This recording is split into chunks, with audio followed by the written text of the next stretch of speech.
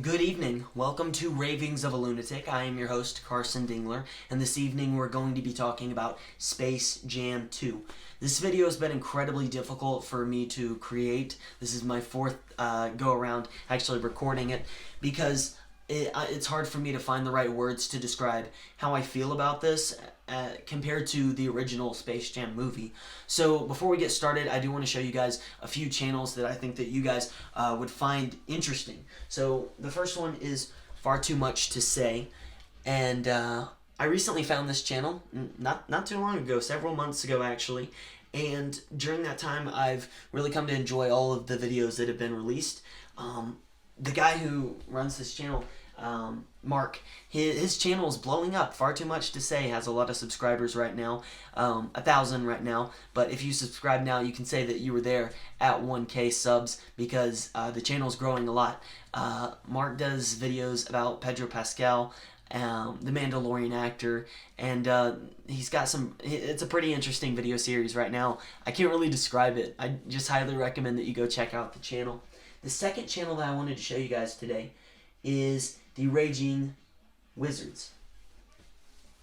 With this channel, there's a pretty creepy new video series that I highly recommend that you check out. It's pretty good.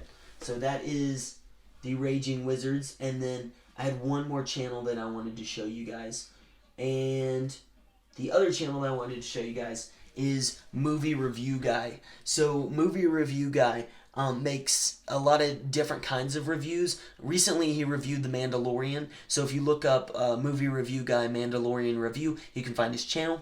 He's got a great voice, and he has some really good points on Mandalorian in that review, and his editing is really, really good in that video in particular. So I highly recommend that you check out all three of those channels, see if you enjoy that kind of content. And if you enjoyed this content, like, subscribe, and then join me in the comments at the end of the video. So now we're going to talk about Space Jam 2. So without further ado, let's get started. And I want to tell you why I have a negative perception on Space Jam 2 already, and why you shouldn't expect much of the movie. So Space Jam 2.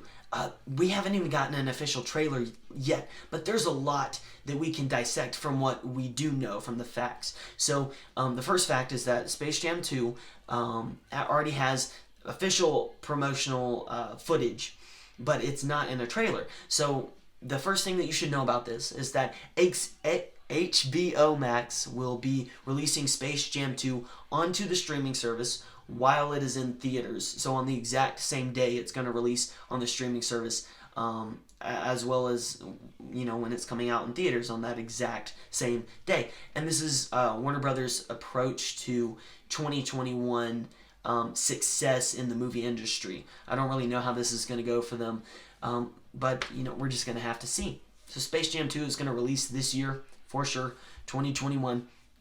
And it's going to star LeBron James. Now, I have a personal attachment to the first Space Jam. I probably watched it for the first time when I was around 8 years old. It has Michael Jordan in it. It's really good. I highly recommend that you check out the first one if you haven't. But the animation in the first one is on par with, you know, movies like Who Framed Roger Rabbit.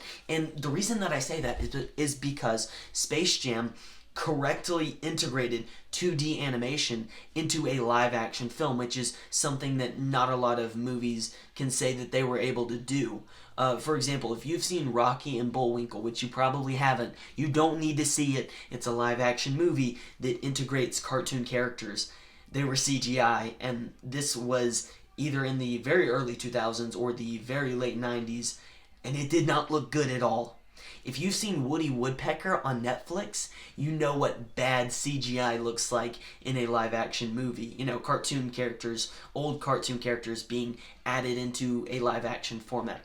Space Jam did this correctly. I would say it was the second movie to do this correctly. You know, with the first being Who Framed Roger Rabbit. That movie was absolutely amazing. It was a great piece of cinema. So Space Jam was really, really good.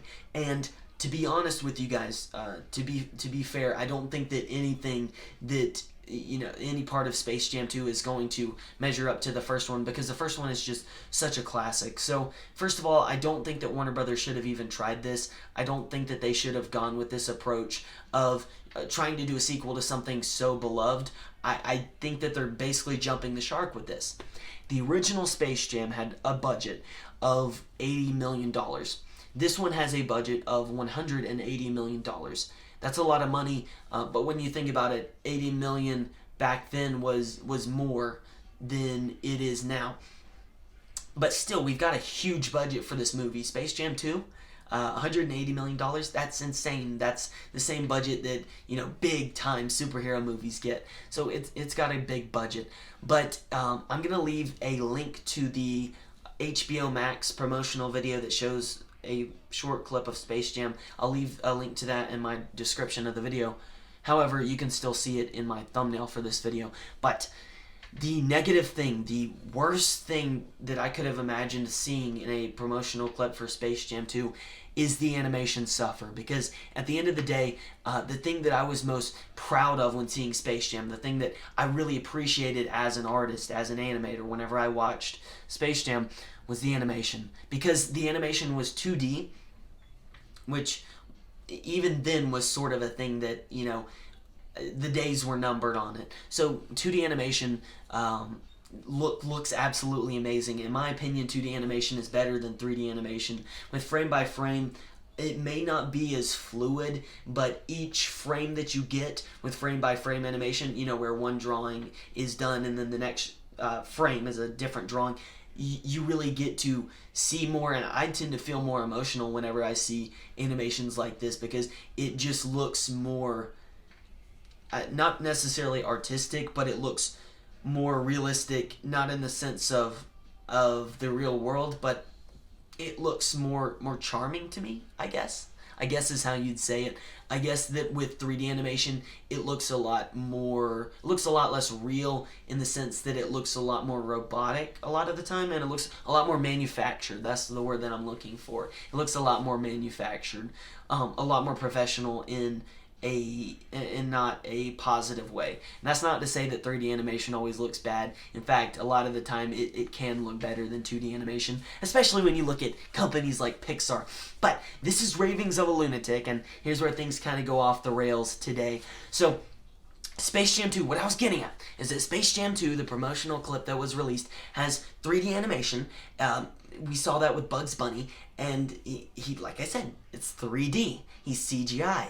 Here's the problem with that. The first Space Jam was just so amazing because it was able to utilize 2D drawings, where somebody is drawing on paper.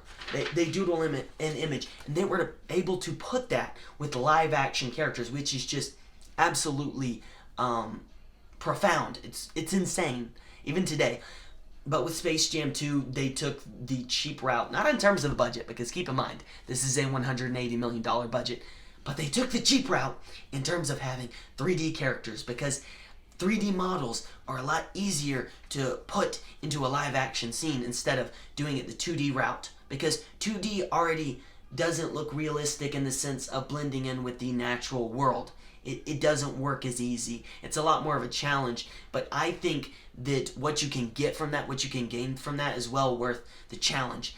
Now, the CG in the real world, it doesn't always look bad integrating that into the real world. However, if you've seen Woody Woodpecker, which is not a good movie, I was talking about it a minute ago, that movie was very cheaply made, and the CG animation, the CG cartoon character, didn't look good in the real world. If you have seen the trailer for the new Tom and Jerry movie, which is also Warner Brothers, you know that it can look pretty good in the real world. So the Tom and Jerry trailer, that's another thing that I wanted to talk about, was released pretty recently, and it has some pretty famous actors, and it looks like it could be okay.